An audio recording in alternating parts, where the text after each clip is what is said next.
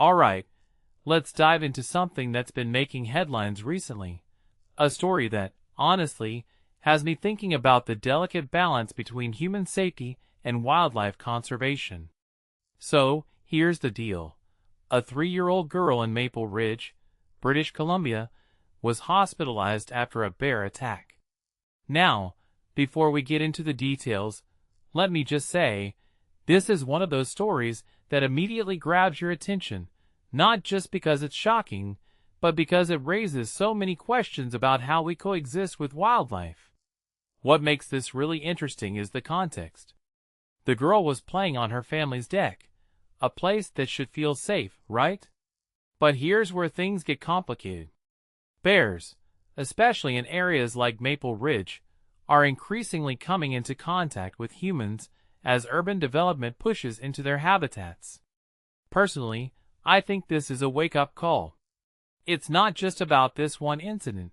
It's about a larger trend of human-wildlife conflict that's becoming more common.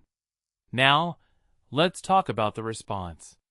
The RCMP and conservation officers acted quickly. The bear was shot after showing signs of aggression. Here's where my opinion comes in.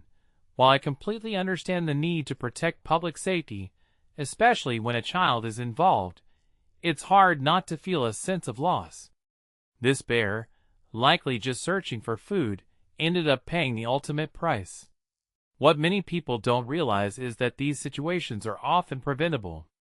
Better waste management, secure garbage bins, and public education could reduce the likelihood of bears venturing into residential areas.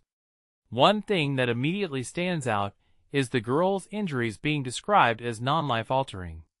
That's a relief, of course, but it also raises a deeper question. How do we balance our safety with the preservation of wildlife? From my perspective, it's not just about reacting to attacks, it's about proactively addressing the root causes. If you take a step back and think about it, this isn't just a Maple Ridge problem. It's a global issue as human populations expand into natural habitats. A detail I find fascinating is the bear's repeated return to the area. This suggests it wasn't just a random encounter. It was likely drawn by something, maybe food sources, or a lack of natural prey. What this really suggests is that we need to rethink how we manage our environments. Personally, I think there's a middle ground here. We can protect ourselves without resorting to lethal measures every time. Finally, let's talk about the bigger picture. This incident has sparked conversations about wildlife management, urban planning, and our responsibility as stewards of the planet. In my opinion, it's a reminder that we're not separate from nature, we're part of it. And how we respond to situations like this says a lot about our values. So, here's my closing thought.